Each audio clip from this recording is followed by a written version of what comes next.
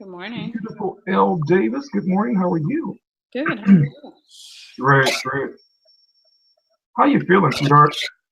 My arm hurts a little bit, but I'm okay. Okay, cool. That was a strange description you gave to me.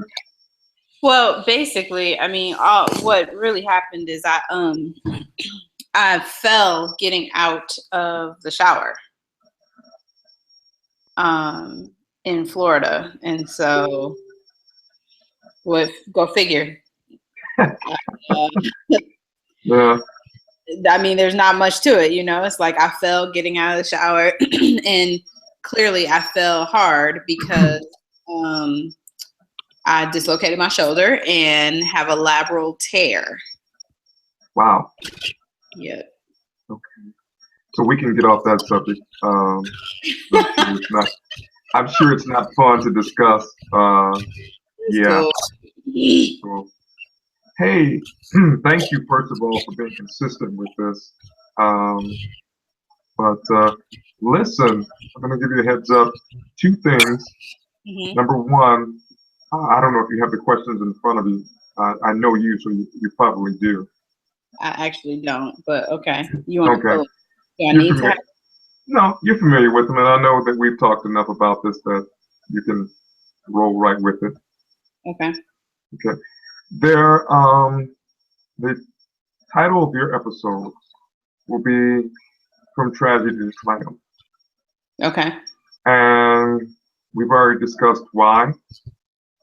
Um, Sweetheart, I am trying to be as cool as possible with asking you about this. I know you've already spoke on Periscope regarding your tragedy, Hmm. so I know that you're comfortable talking about it.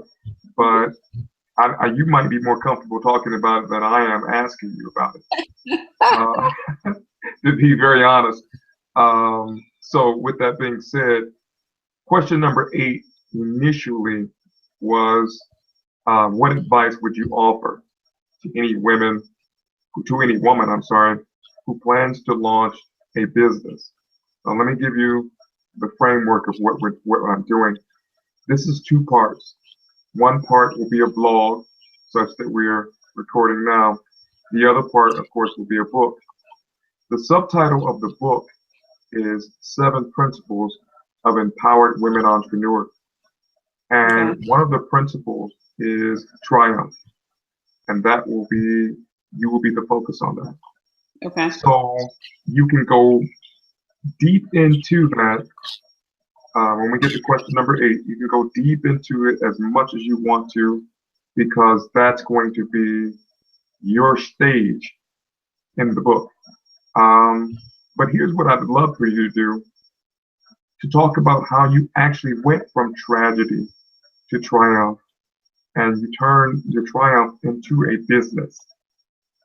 Okay. Um, and that is pretty much what, yeah, that's it. You know, um, that's what we're looking at. Okay. So when we get to question number 8, that's kind of how I'm going to twist it. The other Okay. surprise is, and I kind of wanted to catch everybody I'm interviewing off guard with this. I simply need you to talk about how you start your day as an entrepreneur. Um, period. So the first question we'll probably start with, or we will start with, is, you will state, how do I start my day? And then you'll go into how you start your day. Okay. Even even though that changes, right? So you're talking about normal, you're talking about where I am right now, or a combination of both. Combination of both, because that's real. Okay. And that's really what I want to, the whole objective of this project is to, is for people to see who's behind the curtain, who's behind the entrepreneur. You know, everybody, the goal to motivate the viewers and subscribers to this is to let them know that All entrepreneurs put their pants on one leg at a time, or the skirt in this case. And that's it. I want to know who are the women behind the whatever the business is. And so when you say that changes, I'm sure it does, because how old is Simone now? 3. 3, yeah. I'm sure that does change, with having a 3-year-old. Yeah. And there is a question about balance that we'll talk about. And that has been a funny, for all 4 interviews I've done so far, not ha-ha funny, but tripped out funny. Every answer, when it comes to balance, each person has taken a deep breath and looked up in the sky and said, okay. Because so far, everybody I've interviewed is either a single parent or married with a house full of babies. And so the juggle is always interesting. I probably could have written a book on that. Probably. Because for some women, they still don't have the balance. I know a woman in particular that I can think about who doesn't work, is a stay-at-home mom. Her daughter just started kindergarten, but she still takes care of everybody else before taking care of herself. Wow. Okay. She has an older son who's in high school. So at any given moment, she might be running to the school for him and doing this for her daughter and making sure the house is in order. I mean, that's one thing her husband does not have to worry about. You're talking about an orderly house, it's in order, but she still doesn't really take the time for herself. So Sure. Very interesting. Are you familiar with Tamika Price? Yep. Okay. Tamika just said that there is no such thing as balance. And I thought that was deep. She said, some people feel that way. It's about what you have to do in the moment and getting it done. It says, so if you're searching and looking for balance, stop, because you'll never find balance. Looking for balance will become your business. Mm-hmm. I thought that was deep. That was very deep. I don't know if she has children or not. I know she's married, but yeah.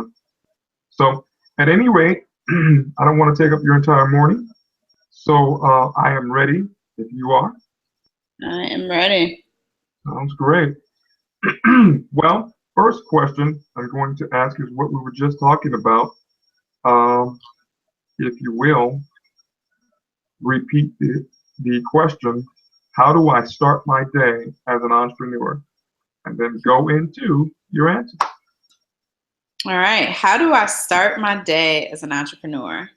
Well, interesting that you should ask that, because right now, how I'm starting my day is I wake up between 5:30, 5:45. I'm an early bird by nature. So most days I'm an early riser. And I'm not always successful, but I try to, make sure I'm starting my day with prayer first off.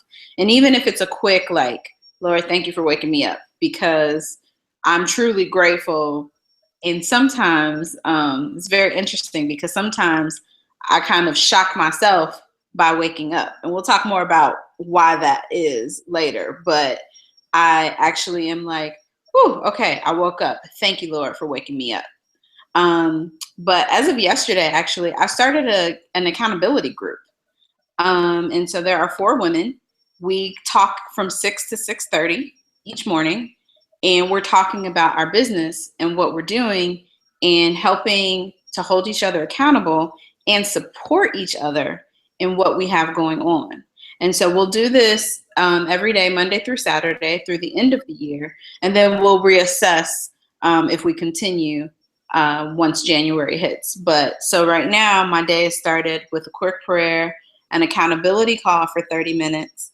Right after that accountability call, I'm sending the recording to the ladies and just kind of a few extra words of encouragement.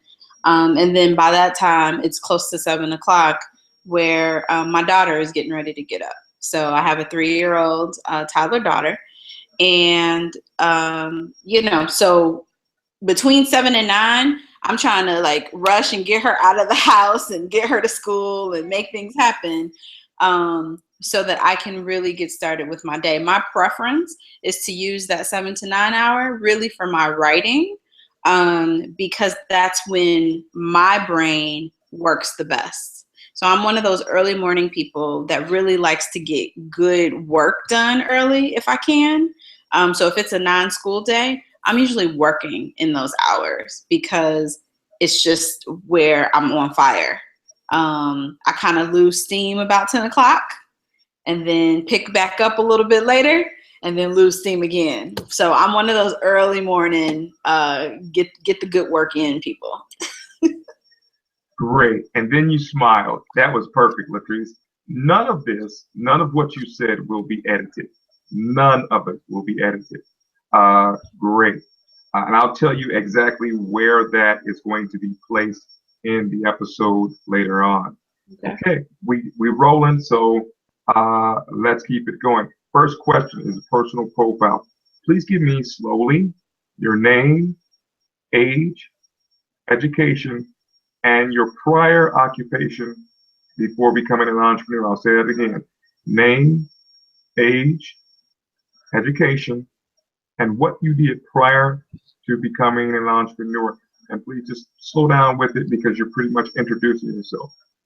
Okay. So you realize I'm introducing myself as L. Davis. I do. Okay. That's what you'll be on. You're not that to me, but that's what you'll be on. I know. Oh, that's funny.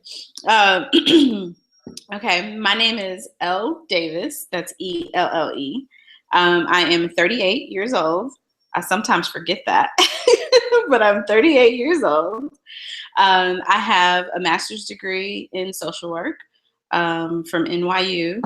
And well, what's interesting is prior to being an entrepreneur, I was in the youth development sector. And as an entrepreneur, I still am somewhat in the youth development sector because one of the businesses that I have is a consultant to youth development agencies and other nonprofit agencies. So I still kind of do that business as well. I'm still in that occupation as well. Great. Second question. Name of your company, your title, and the target market of your company, and what you do. What's the specialty of your company? So I'll say it again. Name of the company, your title, your target market, and what does your company specialize in? Specializing. Okay. Okay. So my company is called the Elevate Group. And the Elevate Group, I'm the CEO of the Elevate Group. And the Elevate Group is really the umbrella of a couple of different brands. So within the Elevate Group, one of my primary focuses is called the Circle of Wives. And within the Circle of Wives, I am targeting married women between the ages of 31 and 47 who have roughly, 2 kids, 1 to 2 kids, who've been married for 7 years or younger. So that's really the target that I focus on for Circle of Wives specifically. And then also within the Elevate Group, I have the nonprofit consulting arm of things where I target small to mid-sized nonprofit organizations who focus on youth development work so that I can support them in their growth and development within that.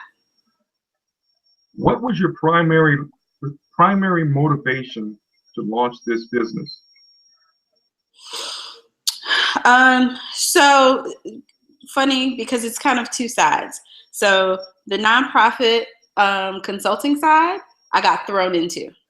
And when I say I got thrown into, it's because in 2009, I was basically forced out of a position.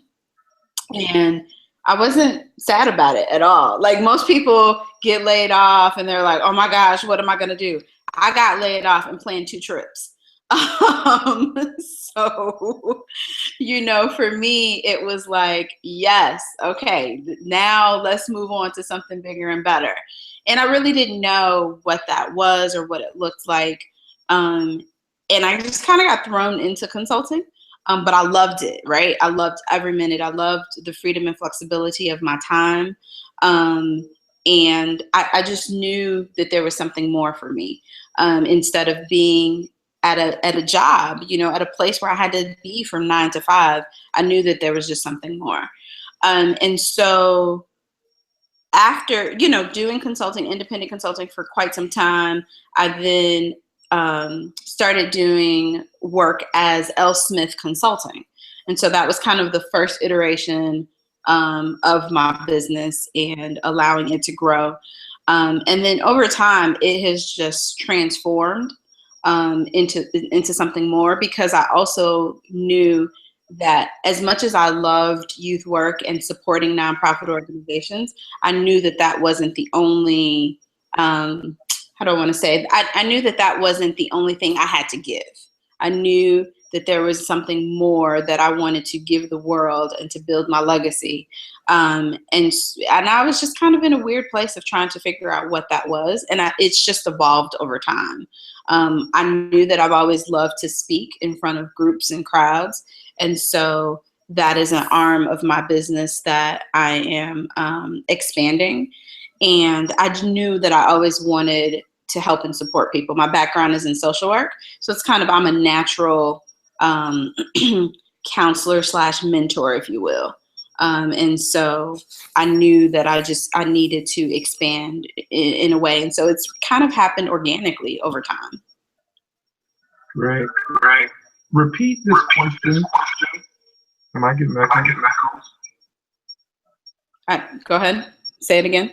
Okay. Did I get an echo? Not there. Not right there. Okay. Repeat this question prior to answering it. Which female entrepreneurs do I admire the most?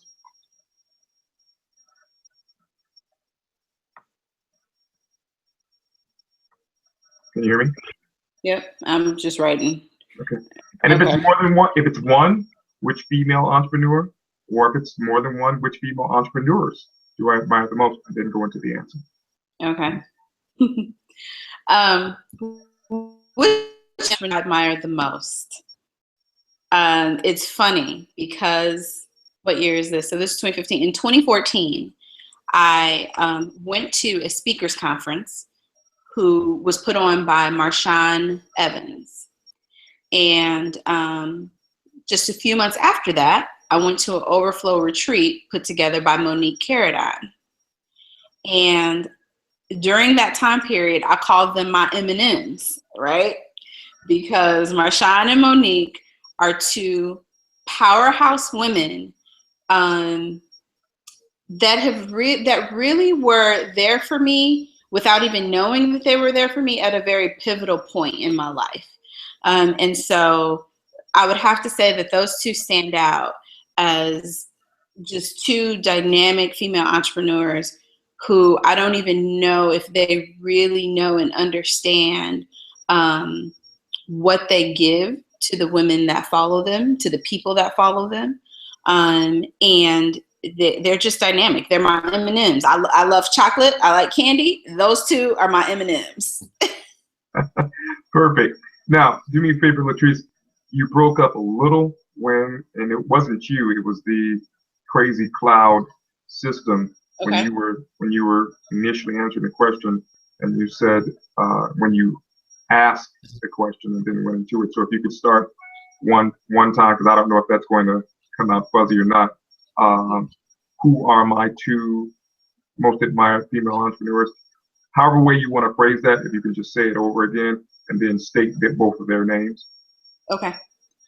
So which female entrepreneur do I admire? In 2014, it was in the spring of that year, a very pivotal point in my life. And I went to a speakers conference given by Marshawn Evans. And then a few months later, I went to a retreat called the Overflow Retreat given by Monique Carradine. And so those two women are, I call them my M&Ms. And those two women have definitely helped and supported me at a turning point in my life, in my business, quite frankly. And they're just two forces to be reckoned with. They are dynamic. Perfect, perfect. And I'm going to take some of what you said earlier about them and fuse that together. In your opinion, Latrice, why are Black women entrepreneurs the fastest growing segment of small business owners in the U.S. and have been for the last 3 years? Why is that in your opinion? So I think Black female entrepreneurs are on the rise and have been on the rise because, quite frankly, we want to own our time and we want a lifestyle freedom that was not awarded to our parents or, to our aunts or other family members. We are still mothers. We are still wives. And we want things that we're not seeing in the community, right? So there are two sisters that I know in Chicago who started a blog about their heritage. They are Puerto Rican and Black, and they started a blog about what that means from a cultural perspective, and it has turned into something major because they didn't see it anywhere else, right? And so we have these problems that we want solutions to, and instead of seeking out the solutions, we become the solution. So we become the solution, we figure out a way to make it happen. And I think sometimes unintentionally, at least it's my story, unintentionally we become entrepreneurs. And lo and behold, we look at it and we're like, oh my goodness, I am an entrepreneur and I can't go back and work for anybody else. So I have to make this work by any means necessary. And I have to figure out what that looks like for me. And it becomes so important to us that we make it happen however we need to make it happen. And I see that across the board where women are like, I want to be with my children. I want to spend more time with my family. So I have to make this work in a different way. And I really think that that's what a lot of female entrepreneurs, especially Black women, are doing. They're just making it work in a different way and not being okay with someone telling them this is how you're going to do it. Instead, they're making their own rules and they're changing the game. I don't think you know how hard you just came with that one. And then you gave me that sister neck roll, which put the stank on it. I mean, something you just said is going to be part of the promotion, the opening promotion for this project. Because you gave me the sister neck roll, and then you said, by any means necessary, we're gonna make this work. I love that. I don't think you knew how hard you were coming with that one, but you came, man, and that has been a profound answer in every interview.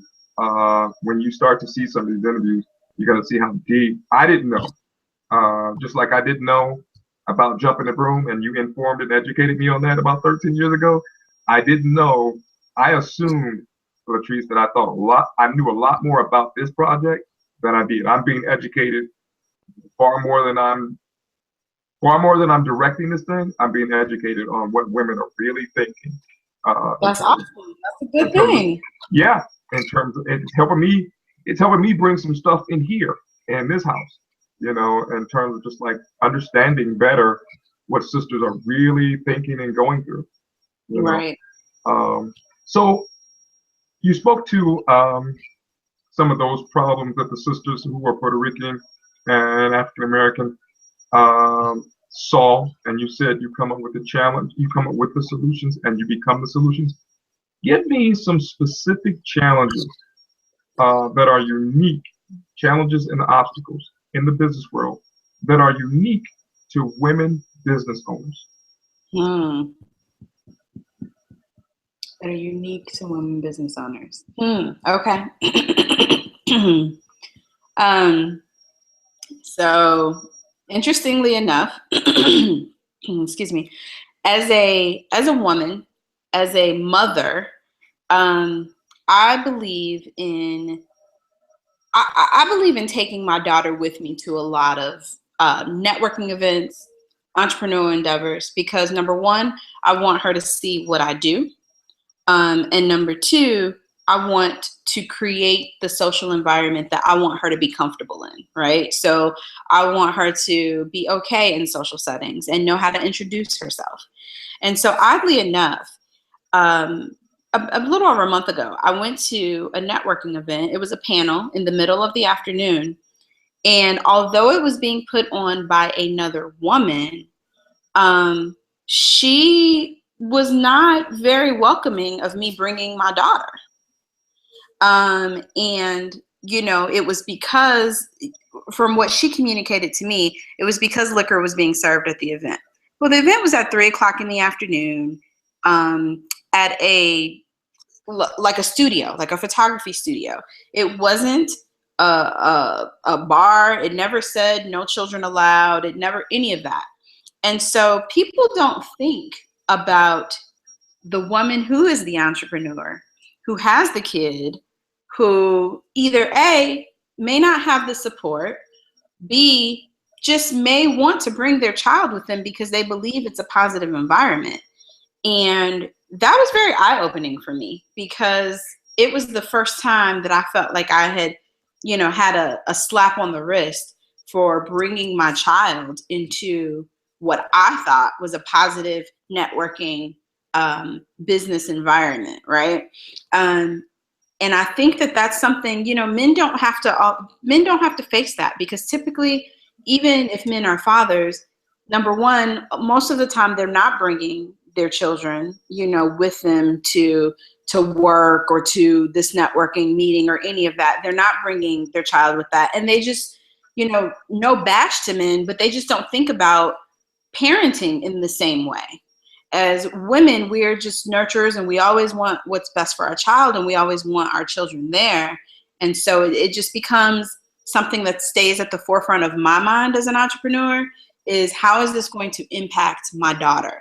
And how is this going to affect my daughter? And what I learned is that because this female entrepreneur is not a mom and has not been placed in the situation in which she had to take her daughter somewhere with her, that she didn't understand it either. And she didn't see it from my viewpoint. And that's okay, but it's also an opportunity for me to educate. You know, the reality of it is if I want to go to the bar every day with my daughter, I can, you know, because that's the law, as long as she's with me. But I just think being a mother as an entrepreneur is a way different ballgame than anything else.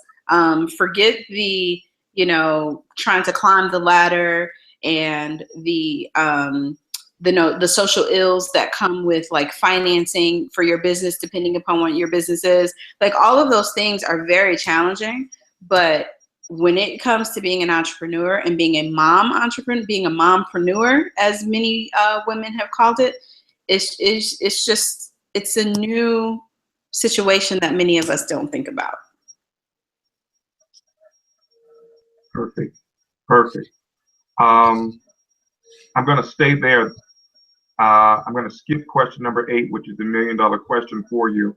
I'm going to skip down to, since we're on that road right now, let me skip down to question number 9, which is balance. As an entrepreneur / mother / wife, how do you balance your business, spiritual, family, and personal life? How do I balance? To be quite frankly, I'm not sure. I just know I do what I need to do at the time that I need to do it, right? So what do I mean by that? There are a couple of, what's the word that I want to use? There are a couple of non-negotiables, right? So if I'm in Chicago on a Sunday, pretty much non-negotiable, no matter how tired I am, I'm attending church. Why am I attending church? Because for me, it centers me, right? It kind of lets me slow down enough, hear a message, hear a word that helps to keep me focused and get back on track. So that's kind of non-negotiable. Even I could be exhausted. I'm still getting up to go to church. And then a couple other things is spending time for me with friends. And it doesn't have to be, once a week, once a month. It just, I have to make sure that that time is in there, that I'm just hanging out with my girlfriends where we're laughing, being silly, and I don't have anything to worry about other than to being in that place of where I am. Another kind of non-negotiable is I have to travel. So I am one of those women who, if I have to stay in Chicago for 12 months out of the year and not see anything else, I have a challenge with that.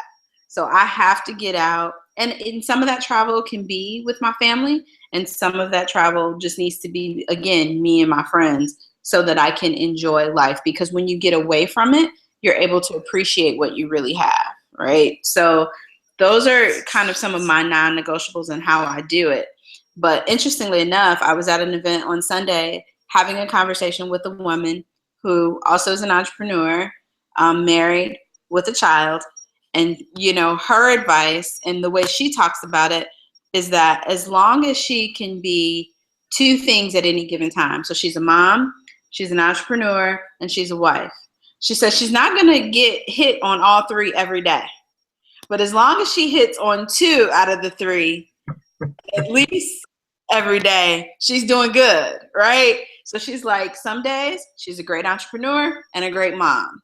She may not be such a great wife, but she has to get her husband to understand today is not about you. I love you, but I can't be the wife that you need me to be today.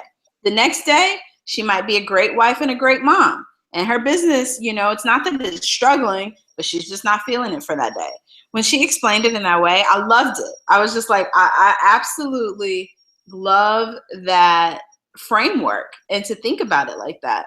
So some days I'm a great entrepreneur because I'm on the hustle and I'm excited about business. Other days I'm more excited about being a mom, and that's where my energy goes. So it just depends on the day. And I think the balance is in being okay with not being on top of your game with every single thing all the time. That is where you find the balance. Your sweet spot is what can you do for that day, and keeping your focus on that and allowing the next day to take care of itself. Sweetheart, you're going to make it very difficult for me to edit, to figure out what I do and don't want to edit or keep, because you're coming very, very hard with this, and I'm loving it. I'm loving these interviews, really. This project is working out so well. And I have you to thank, and I'm not just saying that because I'm talking to you, but I was really motivated to do this when I read an article in US, I think it was Entrepreneur magazine, that said Black women were the fastest growing segment of entrepreneurs in the US for last 3-4 years. And then I looked around and saw that my circle of friends is about 80% entrepreneurs now. And I don't know, maybe 60-70% of that 80% are women. And I think I may have shared this with you, and I was like, "Well, his brother's at?" And he took me right back to Jumping the Broom. And I said, "Okay, this is what Latrice and her girls were telling me, and this, I never will forget you all laughing at us in that conference room when we did that huge market research project, and we came up with some discoveries, and y'all laughed and said, did you all spend that much time and money on that when y'all could just turn around and ask?" Do you remember that? I do. And y'all just got your laugh on it. Me and Omari thought we really did something. And he said, yeah, we can put our business degrees to work. And you guys laughed and said, look at this. I mean, you all just could have turned around and asked us all of this stuff. And so I'm asking this time. I learned from 13 years ago, 14 years ago, however long it was, to ask. And so now I'm asking, and I'm getting some really good information. I have you to thank for that. 3 more questions, Rhett, and let's go into the big question. Okay. From tragedy to triumph. Tragedy to triumph. Can you offer to our audience your experience for Circle of Wives in particular, and how you launched that business and why, based on the tragedy you experienced a couple years ago, and how you, with the grace of God, pulled a triumph out of that tragedy and stood on that tragedy to launch a business. I'm going to shut up and let you do you. Okay. So, from tragedy to triumph. What's interesting about tragedy is that you typically don't see it coming, right? Like, you go about your life, you have no idea what the next moment brings you. And so my life is truly that. I'm a living example of waking up, wonderful day, and having a conversation with my husband, laughing and joking. My daughter's on spring break. We go spend the day, having fun, going to the children's museum or whatever we did that day, just having a good day. And that's the beauty of life. I was in a sweet spot, in a sweet place of where I wanted to be. And lo and behold, that evening, my husband wasn't feeling well, but had a cramp in his leg.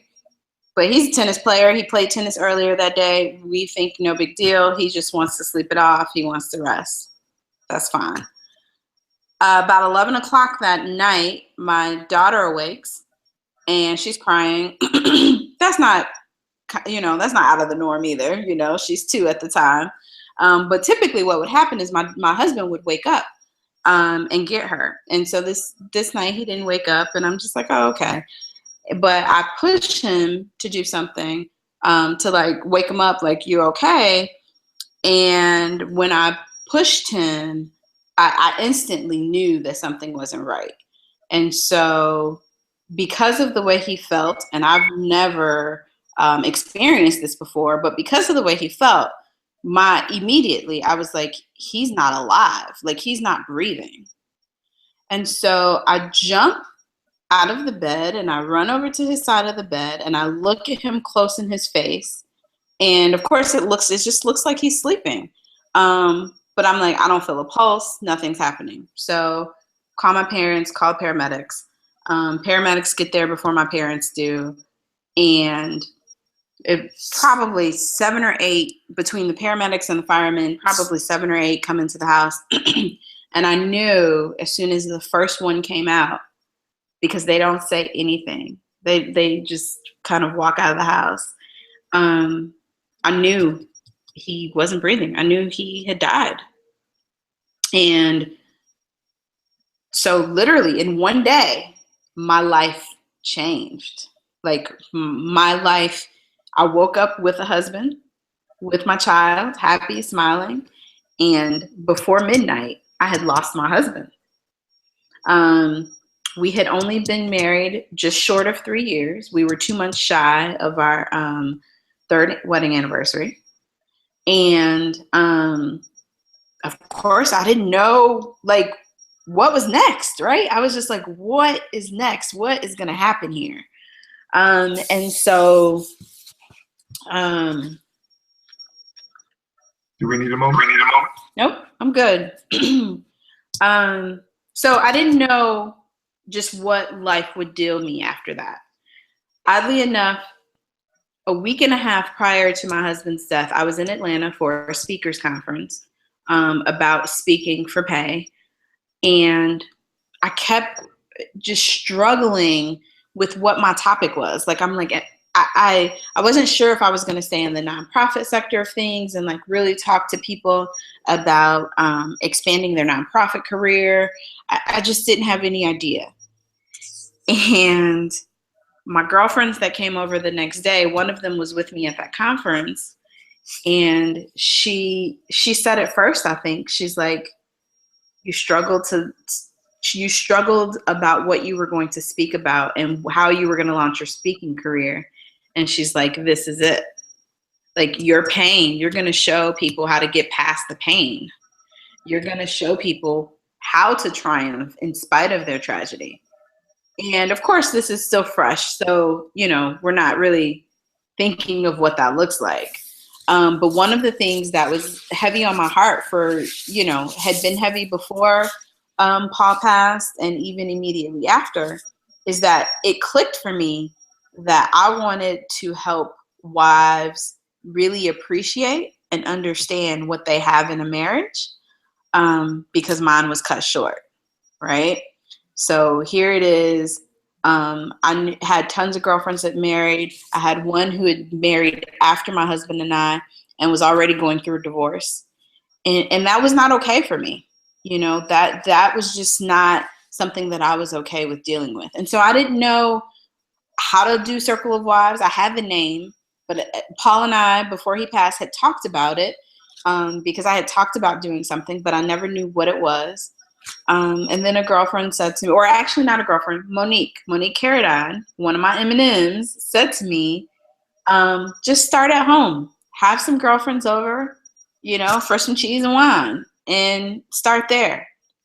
And I was like, oh, I guess I could, that doesn't sound real glamorous. That's not what I really wanted, but I guess I'll start there. Lo and behold, August of 2014, just a few months after losing my husband, I started this group called Circle of Wives in my home. And the first one, 10 women came. And I was like, okay, everybody seems to be like enjoying it. 10 women came and we had the best 2 hours in talking about what it means to be a wife. Where do we learn how to be a wife? How does that make us, feel? What do we think? And it was a challenge for me because here I am, a widow now. My title has changed from wife to widow, but I started something specifically for wives, as a widow. And, and it took my friends to say, you still were a wife. You know what it means to be a wife. Doesn't take away from what you've experienced because you're now a widow. It's okay. And we met every other month until a year later, I had my first Circle of Wives retreat, a half-day retreat where I had over 30 women in attendance. And they loved it. For lack of a better word, like they loved it. The women are asking, like, when's the next one? How can I be a part? Women who found out about it on social media. I had a woman text me a couple of days ago and said, are you doing anything else for Circle of Wives before the end of the year? So here, in the midst of my pain, in the midst of becoming a widow and losing, to a certain degree, losing out on what a long-term marriage could be, I gained a new perspective. I gained a new brand. And I gained the support of women from all across Chicago that will one day be, Circle of Wives will go international. I mark my words. Circle of Wives will be an international movement where I'm helping wives just really appreciate and understand what they have in their marriages, and so that they can be happy, so that they can be healthy, so that they can be whole in their marriages, so that we can make sure that marriages are saved all across this world. That is Circle of Wives. Perfect. Of course, I'm sitting here trying not to be emotional. I just experienced a loss in the family myself. I'm sorry to hear that. 2 days ago, my oldest aunt, my mom's oldest sister. So, yeah. So, yeah, I didn't get a chance to be with you, my friend. Let me stop and say thank you for sharing that, for having the courage. And I have so many times applauded you and talked about you and your courage to step up, and the fact that you did not just go into a closet somewhere or a corner and just stop. I don't remember you ever stopping to feel sorry for yourself once, at all. it just didn't stop. So often people, um, you know, just shut down. And you motivated me. And I'll say this as I wrap this up. I'm going to ask you one more question because we've taken up a lot of time, and we're going to ask you one more question. But I'll say this: you really motivated me, and I haven't shared. You probably have heard to some degree bits and pieces of what's going on with my own health, and I haven't shared with a lot of people why I haven't been out and about as much. Um, Last 3 or 4 years, I've been really struggling with the issue with nerves in my back. How familiar are you with that, or are you at all? No, not very familiar. Uh, about 3 years ago, right after I got laid off from Year Relief, I got diagnosed with, they didn't know what it was. And they still really don't know what it was, what it is, I should say.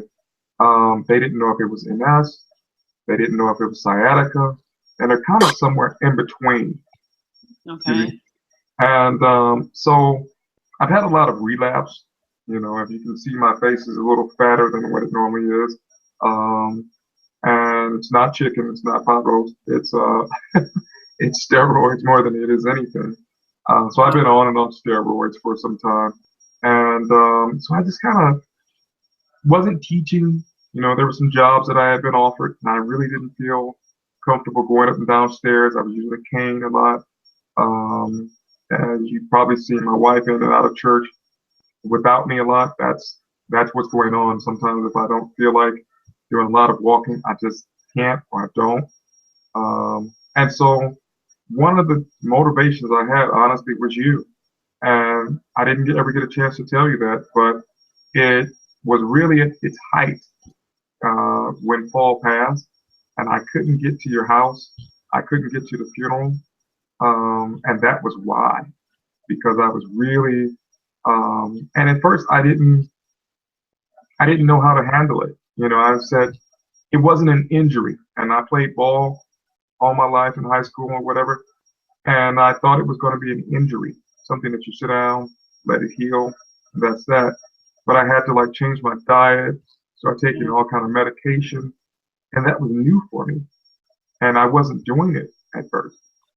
And so it was constantly relapsing. So, at any rate, saying all that to say, one of the things that really motivated me was watching you doing what you do now, taking care of that baby, and this whole thing being so sudden. And I've seen some people, I've known some women who run across stuff that I wouldn't say was a third of what you had to deal with, and they just shut down, you know. And that's why I think Circle of Lives is so important, because there's some people out there who need your strength, really. I know some people who had nervous breakdowns because of a divorce or a breakup, and it's just like, whoa, wait a minute. I personally know some people who should have been skipping Dixie because there was a breakup, because the relationship was so unhealthy, and they should have been running like hell, to get away from that person, but they were just shut down, and they just got depressed. And I look at what you're doing and the way you're doing it, and I say, wow, this girl is special, because in her 30s, I don't know many women who would have been able to run into that train wreck, so to speak, head on, and turn it into a business. Not a pity party, but a business. So, sweetheart, I want to thank you for what you did and how it motivated me. And more than anything, I want to thank you for allowing me to sit here and record that. Because, like I said, I was uncomfortable. I wanted to ask you. I wanted to interview you regarding that. I kid you not. You can ask Chris if you see her tomorrow, or Sunday, I should say. I was real uncomfortable with asking my friend to speak to this, and she was the one who said, "Did she say that she would?" I said, "Yeah." She said, "Well, if she said she's okay, move forward. Sometimes people are stronger than what you think, Gwen." And No, It's my Go ahead. story. And so I'm clear that it's my story, right? And I can't, that part of my story I can't rewrite. It's not something I can erase and rewrite. So if it's God's given me the strength to be able to somehow, most days, Quinn, I still don't know how I'm able to deal with it, quite frankly. I'm not sure how I was able to do half of the stuff that I've done. But it's my story. And so I need to share my story. Perfect. Last question. Um, where do you see yourself and your company 5 years from now? 5 years, 5 years, 5 years, 5 years. Okay. So it would be great in 5 years. Let me back up. So the bigger vision for Circle of Wives and that particular brand is really to have a wellness center, specifically for women, where they can, for wives, I should say, where they can get away and kind of find that balance that we talked about earlier. It's really an opportunity for them to come to a place, de-escalate from everything that's going on around them, have a session with a therapist if need be, have a massage therapist on hand so that they can just release all of that from their body, being able to take part in a yoga class, being able to simply sit and read with other wives and just talk about whatever they want to talk about. Like, I really want to see that wellness center. I can see that within 5 years. I can see that happening within 5 years, the first wellness center, in the city of Chicago, or better yet, actually, because I love the water, I'd love it to be right off the water somewhere on one of the coasts. And then having wife retreats all across, the nation, having an international wives retreat, having, wives retreats in major cities so that women can really come together and celebrate their wifehood or their wifedom, and continue to be happy in what they're doing and in their marriage. It is so important to me that women truly understand what they have in their marriages and the power that each of them has individually to make or break their marriage. And with that, sweetheart, we have concluded probably the most emotional and profound interview that I've done out of the 5. Truly, I think that Tamika gave me the best technical answers out of all 5 interviews, day before yesterday. And you have just given everybody a tearjerker. This interview is what's going to keep this thing going. Everyone has told me, everyone I've talked to so far says, Q, that this can't stop here. Can't stop with a blog, can't stop with your book. In fact, one girl who I don't even know that well told me that if you stop it at your book and stop it with this blog, you'll be selfish, because this needs to continue and needs to go further into everyone's telling me about an event. Everyone keeps encouraging me to do to surround us with an event. That wasn't my initial vision, but as my granny often said, everybody ain't gonna tell the same lie. So, and I've learned that that's true. When that many different people consecutively say something, then there must be something more to this. And so at any rate, there will be probably a small event, because I see something, if there's any type of event, I see something small and intimate, more than a big conference or something like that. Yeah. There's a lot of power in there's a lot of power in small, intimate events. Really, it is. Really, it is. You know, people always want large numbers, but I'm even learning that for me. Like, I don't know that I want much more than 30 women at a retreat, because it just kind of gets a little too big, and women don't feel they don't want to share as much, right? Sure. You know, and the key to like what I'm doing is really about women sharing. And it's funny that you say like you have somebody who's given a lot of technical answers, and then here I come.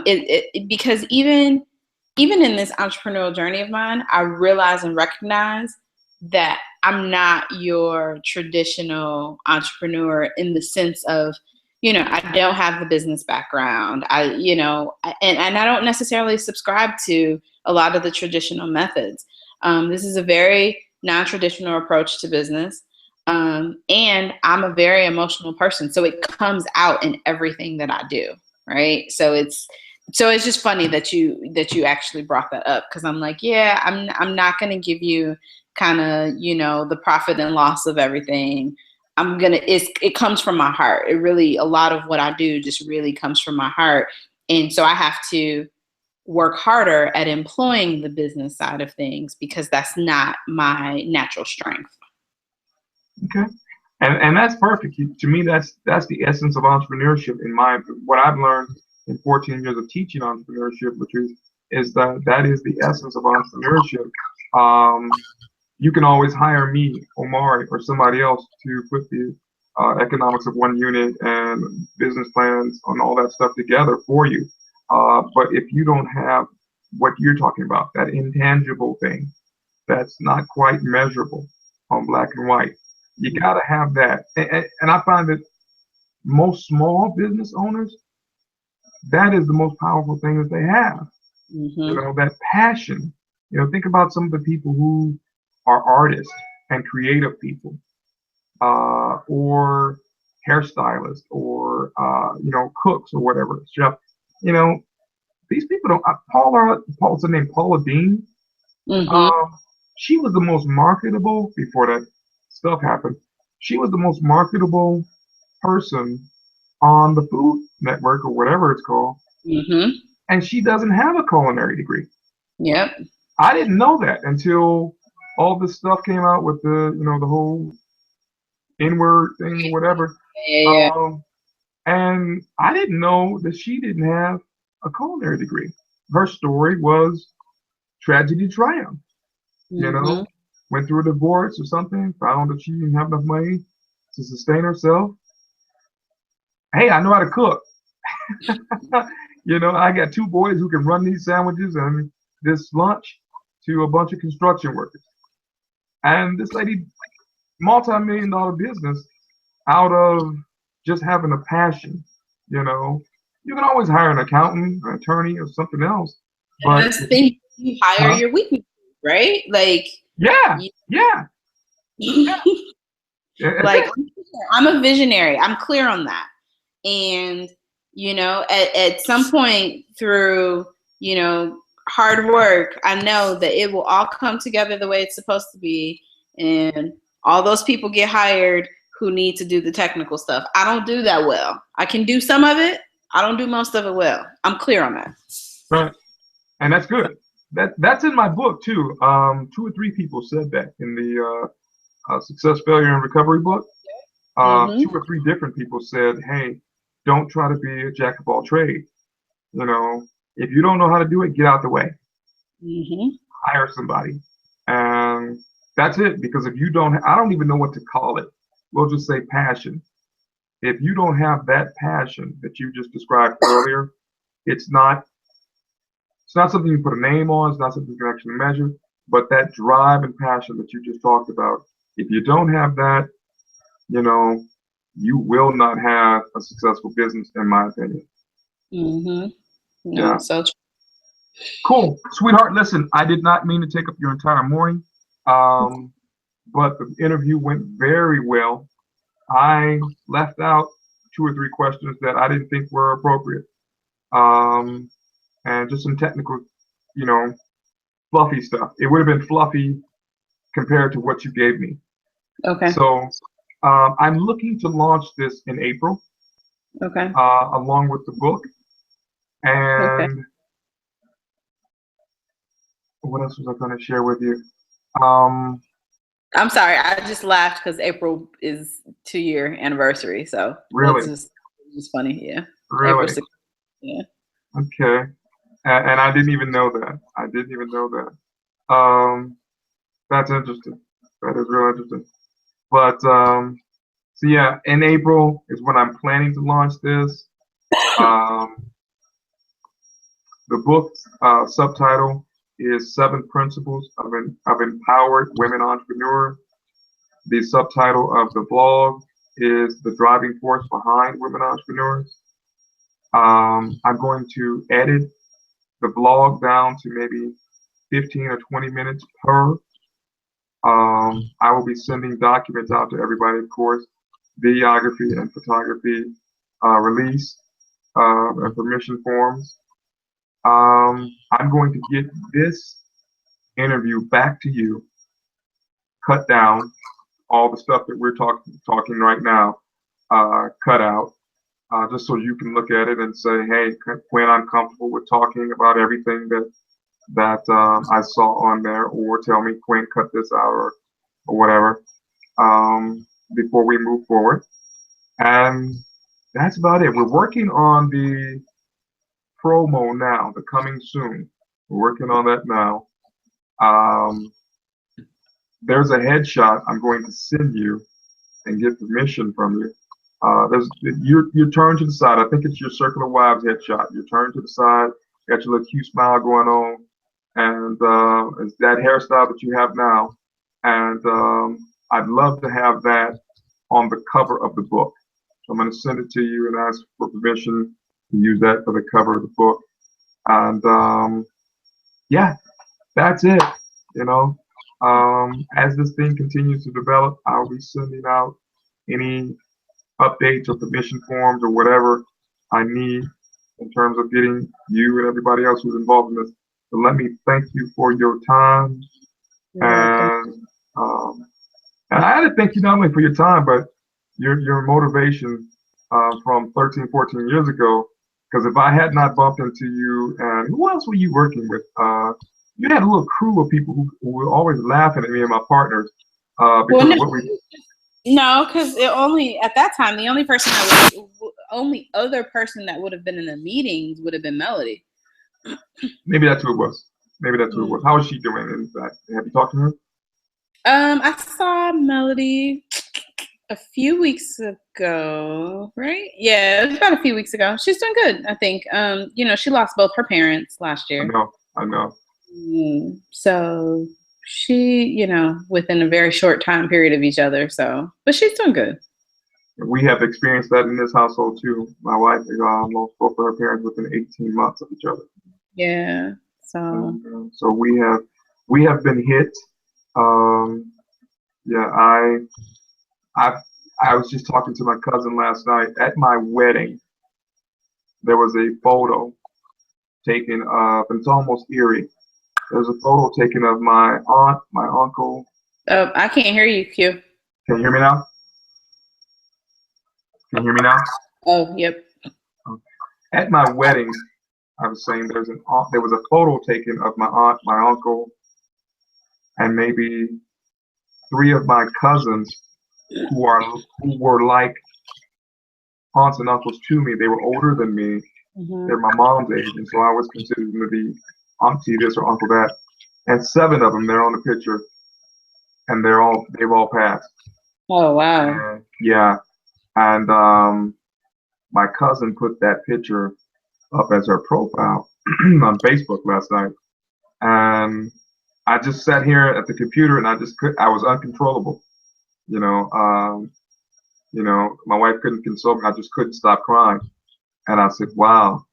And she called my mom, and my mom said, do you need me to come up there and get you? I said, no, I just realized that how real life is, because I've only been married 16 years, and all of these people were staples in my life. I mean, huge giants in my life. And of course, I knew they were all past, But yeah, Something about that photo, yep. you know. Well, it made it real, like you said, right? Yeah, Like yeah. real. You're like, okay, I've been married less than 20 years. And they're all gone. Yeah. Yeah, yeah. And that's what it was. And it was like, man, damn, Quinn, you grown. You know, I think that's what I just kept hearing in my head. You are grown, dude. Yeah, you know, and so, yeah. So saying that to say, it takes a lot of strength. Again, I say it takes a lot of strength to do what you're doing. I know that Melody is, and I admire my wife because um, she had to really step up and do everything. Mm-hmm. And yeah, I won't even go into that too much because it's in-law politics. You know, I always think that my wife does too much in terms of The uh, family huh? dynamic, the Yeah. family. So, Oh, so yeah, you know what I'm talking about, huh? absolutely. Absolutely. My mom had to do that for my grandmother. My mom has four brothers, because one of them has already deceased. But, you know, she's the one that ended up having to do everything. I have an aunt who is the baby of her siblings and has ended up, you know, just having to handle everything. She had to handle everything when my great grandparents died. It was that aunt who did everything, and she had all these older siblings, but Hmm. she was the one that, you know. So I don't know. And you know, I don't. You and I, we don't understand that because we're only children. Exactly. And so my wife tells me all the time, "You have only child syndrome," and maybe I do. You know, we've argued for 15 years about that. The last year and a half, I've kind of like pulled up off of it and maybe accepted it a little bit because it must be only child syndrome. And I said, you know what? It's a good thing that Joan did not have a bunch of babies because I would have been that a-hole sibling who y'all never see, and he'll never come around, you know, you know. And she says, no, you wouldn't have. And I say, you obviously don't know the man you've been married to almost 20 years, because I say, yes, I would have, because I just don't have a lot of patience for, you know, what I saw my wife dealing with when both her parents passed. I don't know. These grown women just didn't step up the way they should have, in my opinion. Yeah. You know, and that tripped me out. So I say that to say that I learned a lot. I learned a new level of appreciation for her strength too, in terms of just having to do that twice within 18 months. So I know what Melody uh, went through, and I'll have to definitely reach out. I knew her mom. I didn't know her dad had passed as Yeah. well. You know, Yeah. I will reach out to her just to say hi. In fact, see how she's doing. I haven't talked to her in a while. But hey, sweetheart, thank you again. You're welcome. I know you have another schedule or other things on your schedule, I'm sure, for the day.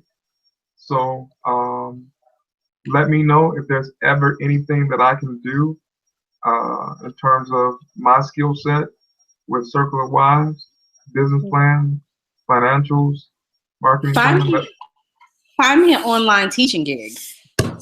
Okay, okay, I will. I've done it. That's what I've been doing I since. know.